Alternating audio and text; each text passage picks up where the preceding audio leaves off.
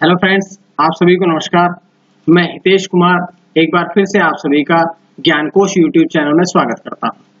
आज है 27 अगस्त और 27 अगस्त से जितने भी करंट अफेयर्स बनेंगी वो हम आज की वीडियो में चर्चा करेंगे। इसका पीडीएफ, इस वीडियो का जो पीडीएफ है वो आप लोग ज्ञानकोश यूट्यूब चैनल के डिस्क्रिप्शन से ले लीजिएगा, या ज्ञानकोश नाम से ही टेलीग्राम चैनल है और ज्ञानकोश नाम से ही फेसबुक पेज है, आप लोग कहीं से भी इसके पीडीएफ को ले सकते हैं। तो चलिए शुरू करते हैं आज के कुछ महत्वपूर्ण करंट अफेयर्स। सबसे पहला प्रश्न, महिलाओं को ऋण देने में शीर्ष राज्य रहा है, तो ऐसा कौन सा राज्य है जिसने महिलाओं को सर्वाधिक ऋण दिया है? तो अभी तमिलनाडु राज्य जो है ये पिछले एक वर्ष में महिलाओं को सर्वाधिक ऋण देने वाला राज्य बना है। कुल मिलाकर के अगर हम पढ़ें तो 58,227 करोड़ का ऋण महिलाओं को प्रदान किया गया है। अब पहले स्थान पर तो तमिलनाडु राज्य रहा, लेकिन अगर दूसरे स्थान की बात करें तो पश्चिम बंगाल राज्य दूसरे स्थान पर रहा, जिसने 56 करोड़ के आसपास 56,000 करोड़ के आसपास का ऋण दिया गया है। इसी स्थान में, इसी क्रम में तीसरे नंबर पर रहा है कर्नाटक राज्य। तो ये शुरुआती तीन राज्य है, पहले पर तमिलनाडु, दूसरे पर पश्चिम बंगाल और तीसरे पे कर्नाटक राज्य रहा है। अब ये जो ऋण दिया गया है महिलाओं को, अगर आपसे प्रश्न ये पूछा जाता है कि ये ऋण कौन सी योजना के तहत दिया गया है, तो ये प्रधानमंत्री मुद्रा योजना अर्थात PMMY योजना के तहत ये महिलाओं को ऋण दिया गया है। तो ये सारी जानकारियां इस प्रश्न से पढ़ी, लेकिन आप लोग ये देखिएगा कि इससे संबंधित कुछ अगर हम जीएस पढ़ना चाहें तो तमिलनाडु के बारे में ही पढ़ लेते हैं, क्योंकि तमिलनाडु वैसे भी शीर्ष राज्य रहा है। तो तमिलनाडु के बारे में हम कुछ बातें पढ़ते हैं। अगर हम बात करें तमिलनाडु की राजधानी की, तो चेन्नई तमिलनाडु की राजधानी है। तमिलनाडु में जिले कितने हैं? 32। तमिलनाडु की राजभाषा कौन सी है? तमिल। तमिलनाडु राज्य का गठन कब हुआ था? 26 जनवरी 1950 को। एक प्रश्न और भी है यहाँ से कि तमिलनाडु के राज्यपाल के बारे में अगर पूछा जाए तो बनवारी लाल पुरोहित जो हैं वे वर्तमान में तमिलनाडु के राज्यपाल हैं। और अगर मुख्यमंत्री की पूछी जाए तो के पलानीस्वामी जो है, के पलानीस्वामी वर्तमान में तमिलनाडु के मुख्यमंत्री हैं। तो ये सारी जानकारी हमने तमिलनाडु से पढ़ी है। उसके बाद बढ़ते हैं अगले प्रश्न की तरफ। भारतीय महिला टेबल टेनिस खिलाड़ी पोलोमी घटक नाम है महिला का, महिला टेबल टेनिस खिलाड़ी है पोलोमी घटक। उन्होंने अब सेवानिवृत्ति या रिटायरमेंट की घोषणा की है। अब उनके बारे में मुख्य रूप से अगर क्यों चर्चा में रही है, उनको अभी तक कौन कौन से पदक उन्होंने जीते हैं, उनके अगर बारे में हम बात करें तो सबसे पहले तो यही पढ़ेंगे कि जो पोलोमी घटक है वो भारतीय महिला टेबल टेनिस खिलाड़ी थी और उन्होंने 2006 में SAF खेलों में स्वर्ण पदक जीता था। 2006 में राष्ट्रमंडल खेलों में उन्होंने कांस्य पदक जीता। 2007 और 2010 जो कॉमनवेल्थ चैंपियनशिप हुई थी उन दोनों में उन्होंने रजत पदक जीते थे। 2007 में भी उनको रजत पदक मिला था और 2010 में भी उन्होंने कॉमनवेल्थ चैंपियनशिप में रजत पदक ही मिला था। उसके बाद 2012 की अगर हम बात करें, 2012 में जो एशियन गेम्स हुए थे, इन एशियन गेम्स में वो क्वार्टर फाइनल तक पहुंच पाई थी। कोई पदक नहीं जीता था लेकिन क्वार्टर फाइनल तक पहुंच पाई थी। उसके बाद उन्होंने अब 2020 में, क्योंकि अभी कोरोना वायरस के कारण आगामी जो प्रतियोगिताएं हैं, जो खेल प्रतियोगिताएं हैं, उनके होने की संभावना को ना देखते हुए उन्होंने टेबल टेनिस से संन्यास की घोषणा कर दी है। उनकी मुख्य उपलब्धियां मैंने आप लोगों को बता दी हैं। अब हम बढ़ते हैं अगले प्रश्न की तरफ। जंगली पोलियो वायरस से मुक्त होने वाला महाद्वीप बना है। अभी ऐसा कौन सा महाद्वीप बना है जो कि जंगली पोलियो वायरस से मुक्त हुआ है? तो अभी अफ्रीका महाद्वीप जो है वो जंगली पोलियो वायरस से मुक्त हुआ है। अब ये घोषणा किसने की है? तो ये घोषणा की है अफ्रीका रीजनल सर्टिफिकेट आयोग ने। अफ्रीका रीजनल सर्टिफिकेट आयोग ने इस आयोग ने ये घोषणा की है कि अफ्रीका महाद्वीप जो है वो जंगली पोलियो वायरस से मुक्त हो गया है। और अगर हम बात करें अफ्रीका रीजनल सर्टिफिकेट आयोग की, तो ये आयोग जो है ये WHO के अधीन एक स्वतंत्र संस्था है जिसने अब ये घोषणा की है। और अगर हम बात करें कि जंगली पोलियो वायरस की, तो 1996 में रिकॉर्ड है ये, 1996 में इस वायरस से अफ्रीका के 75,000 बच्चों को लकवा लग गया था। ये बहुत ही घातक वायरस है जिसके कारण बच्चों को 75,000 बच्चों को लकवा लग गया था 1996 में। ये सर्वाधिक इसका रिकॉर्ड रहा है।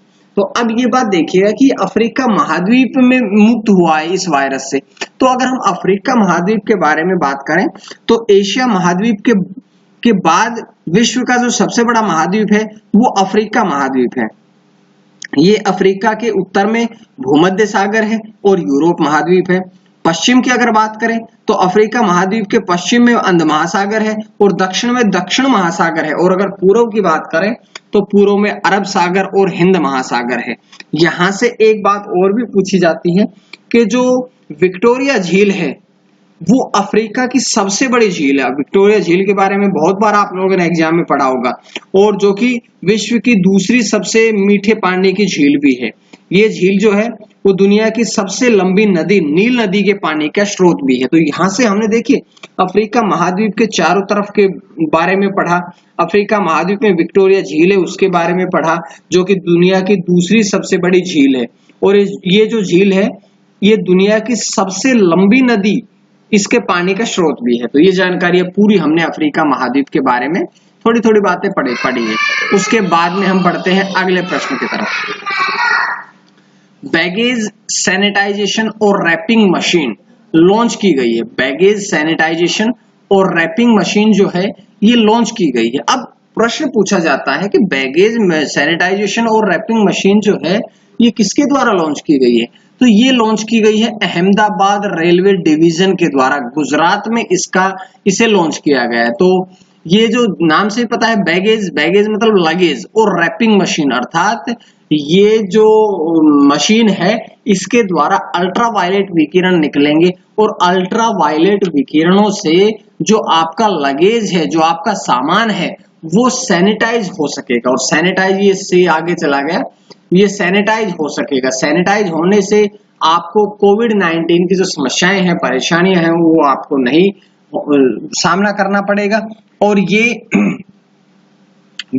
इस तरह की जो मशीन है, इस तरह की ये रेलवे द्वारा स्थापित पहली मशीन है। तो इसके बारे में भी आपको पढ़ना पड़ेगा। अब ये अगर एक प्रश्न यहां से पूछे हम अहमदाबाद रेलवे डिवीजन, क्योंकि अहमदाबाद रेलवे डिवीजन ने तो ये लॉन्च की है, तो अगर अहमदाबाद रेलवे डिवीजन से प्रश्न बन सकता है तो ये बन सकता है कि इसका मुख्यालय कहाँ पे है। तो इसका मुख्यालय तो अहमदाबाद में है, लेकिन इसकी स्थापना कब हुई थी? तो अहमदाबाद रेलवे डिवीजन की स्थापना हुई थी 1 अप्रैल 2003 में। 1 अप्रैल 2003 में अहमदाबाद रेलवे डिवीजन की स्थापना की गई थी। तो ये प्रश्न इंपॉर्टेंट था। उसके बाद है अगला प्रश्न। अब एक नई पॉलिसी लॉन्च की गई है जिसका नाम है Shagun gift and insurance. Shagun gift and insurance, ये एक नई पॉलिसी लॉन्च की गई है। ये किसके द्वारा लॉन्च की गई है? तो ये लॉन्च की गई है एसबीआई जनरल इंश्योरेंस के द्वारा। SBI state bank of India general insurance ने अब एक नई इंश्योरेंस पॉलिसी लॉन्च की है। अब इस पॉलिसी का नाम रखा गया है Shagun gift and insurance policy. अब ये बात तो यहां से पढ़ लिए। और ये जो पॉलिसी, इस पॉलिसी की मुख्य विशेषता ये है कि ये पॉलिसी आप किसी सगे संबंधी को, रिश्तेदार को आप ये गिफ्ट कर सकते हैं, लेकिन ये एक इसकी कंडीशन ये रहेगी कि आप जिसको भी गिफ्ट करते हैं वो आपका सगा संबंधी, रिश्तेदार होना चाहिए। तो ये इस योजना की मुख्य विशेषता है। अब एसबीआई जनरल इंश्योरेंस ने ये पॉलिसी लॉन्च की है, तो हम कुछ बातें एसबीआई जनरल इंश्योरेंस के बारे में पढ़ लेते हैं। अगर हम बात करें इसकी स्थापना कब हुई थी, तो इसका मुख्यालय कहाँ पे है? तो एसबीआई इंश्योरेंस जनरल इंश्योरेंस का जो मुख्यालय है वो मुंबई में है, महाराष्ट्र में है। वर्तमान में इसके एमडी और सीईओ कौन है? तो इसके एमडी और सीईओ है प्रकाश चंद्र कंडपाल। प्रकाश चंद्र कंडपाल जो है वे इसके एमडी और सीईओ है। लेकिन प्रकाश चंद्र कंडपाल का नाम कई बार शॉर्ट में पूछा जाता है, तो आप लोग ध्यान रखिएगा, पीसी कंडपाल, पी प्रकाश, सी चंद्र। तो प्रकाश चंद्र कंडपाल जो है वो इसके एमडी और सीईओ है। आगे बढ़ते हैं अगले प्रश्न की तरफ। कश्मीरी केसर के व्यापार के लिए एक नया पोर्टल शुरू किया गया। अभी जो कश्मीरी केसर है इसके व्यापार के लिए पोर्टल शुरू किया गया है। इस पोर्टल का नाम भी सिंपल सा रखा गया कि ई पोर्टल, एक इलेक्ट्रॉनिक पोर्टल इसका नाम रखा गया है। ये शुरू किसने किया है? तो जम्मू कश्मीर के कृषि विभाग द्वारा शुरू किया गया है। तो ये बात आप लोगों ने पढ़ ली, लेकिन आप लोगों ने एक बात और पढ़नी है। कि जो कश्मीरी केसर है ये जीआई टैग इसको दिया जा चुका है। मैं पहले एक दिन वीडियो में बताया था कि जो कश्मीरी केसर है, जब हमने जीआई टैग की प्रमुख वीडियो पढ़ी थी उसमें हमने सारे जीआई टैग के बारे में बातें करी थी। तो अभी जो कश्मीरी केसर है इसको भी GI tag, geographical indication tag दिया जा चुका है, जिसकी अवधि 10 वर्ष के लिए होती है। तो ये यहां से पढ़ लिया। अब ये जम्मू कश्मीर में शुरू किया गया है। तो जम्मू कश्मीर से एक प्रश्न पूछा जाता है कि जम्मू कश्मीर की स्थापना कब की गई थी, क्योंकि हिंदुस्तान तो 1947 में आजाद हुआ था, लेकिन जम्मू कश्मीर की स्थापना 1954 में की गई थी, जो कि अभी भी भारत और पाकिस्तान का विवाद का एक मुख्य कारण है।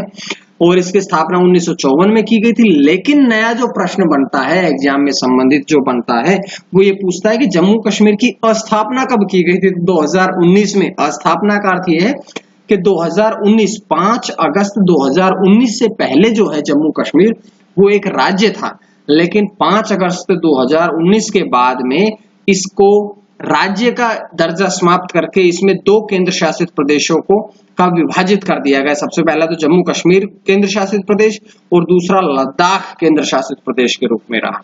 तो ये जानकारियां थी महत्वपूर्ण जो हमने इसके बारे में पढ़ी है। उसके बाद अगला प्रश्न, राजीव श्रीवास्तव ने अपने पद से इस्तीफा दिया। राजीव श्रीवास्तव कौन है? पहले तो ये बात, राजीव श्रीवास्तव जो थे वो भारतीय ऊर्जा विनिमय के प्रबंध निदेशक और मुख्य कार्यकारी अधिकारी, प्रबंध निदेशक मैनेजिंग डायरेक्टर और एमडी और मुख्य कार्यकारी अधिकारी का अर्थ है सीईओ। तो वे भारतीय ऊर्जा विनिमय के प्रबंध निदेशक और मुख्य कार्यकारी अधिकारी थे। अगर बात करें वर्तमान में वे गैर कार्यकारी अध्यक्ष जो हैं सत्यनारायण गोयल, उनको कंपनी के अंतरिम एमडी और सीईओ का अतिरिक्त प्रभार सौंपा गया है। अब ये भारतीय ऊर्जा विनिमय के अधिकारी थे, तो भारतीय ऊर्जा विनिमय के एमडी सीईओ अभी कौन है? अभी सौंप दिया गया है सत्यनारायण गोयल को। और अगर हम बात करें इसका मुख्यालय कहाँ है, तो भारतीय ऊर्जा विनिमय का मुख्यालय है नई दिल्ली में और इसकी स्थापना हुई थी 27 जून 2008 को। भारतीय ऊर्जा विनिमय की स्थापना हुई थी। दोबारा से बताता हूं कि भारतीय ऊर्जा विनिमय की स्थापना हुई थी 27 जून 2008 को। तो ये सारी बातें हैं। उसके बाद बढ़ते हैं आज के अंतिम प्रश्न की तरफ। कांगो गणराज्य के पूर्व राष्ट्रपति पास्कल लिसोबा का निधन, पास्कल लिसोबा का निधन हुआ है, जो कि कांगो के पूर्व राष्ट्रपति रह चुके हैं। वे 1960 में जब कांगो स्वतंत्र हुआ था तो स्वतंत्र कांगो गणराज्य के कृषि मंत्री भी बने थे और 1992 से 1997 तक वे राष्ट्रपति रहे। लेकिन 2001 में उन पर आरोप लगा देशद्रोह और भ्रष्टाचार का। तो जब 2001 में उन पर देशद्रोह और भ्रष्टाचार का आरोप लगा तो इसी आरोप के कारण उन्हें 30 वर्षों की सजा सुनाई गई थी और जिनका अभी 2020 में निधन हो गया है। अब ये कांगो के थे, कांगो गणराज्य के थे। तो कांगो गणराज्य के बारे में हम बातें पढ़ते हैं कि कांगो गणराज्य के राष्ट्रपति कौन है? डेनिस सासो गुगेसो। डेनिस सासो गुगेसो जो है वे कांगो गणराज्य के राष्ट्रपति हैं। अगर प्रधानमंत्री की बात करें तो क्लेमेंट मोम्बा, क्लेमेंट मोम्बा जो है वे कांगो के प्रधानमंत्री हैं। और कांगो की राजधानी की अगर हम बात करें तो ब्राज़ाविल जो है ये कांगो गणराज्य की राजधानी है। तो ये सारी बातें हमने आज की वीडियो में पढ़ी है। उम्मीद है आप सभी को पसंद आई होगी और अगर पसंद आई तो आप लोग ज्ञानकोश यूट्यूब चैनल को सब्सक्राइब कर लीजिएगा ताकि आपको डेली इसी प्रकार से वीडियोस मिलती रहे। इसका आप लोग नोटिफिकेशन जरूर देख लीजिएगा, बेल आइकन दबाएं ताकि आपको नोटिफिकेशन मिलता रहे। और आज की वीडियो के लिंक में मैंने एक पीडीएफ और आपको बुक्स से संबंधित एक फॉर्म डाला है, आप लोग जरूर वो फॉर्म भर लीजिएगा ताकि कोई भी एग्जाम हो आपको उस एग्जाम से संबंधित पीडीएफ मिलते रहे, उस एग्जाम से संबंधित आपको बुक्स मिलती रहे, उस एग्जाम से संबंधित आपको नोट्स मिलते रहे जो कि फ्री रहेंगे। तो आज के लिए इतना ही। मां सरस्वती की कृपा आप सभी पर बनी रहे। आप सभी का बहुत बहुत धन्यवाद।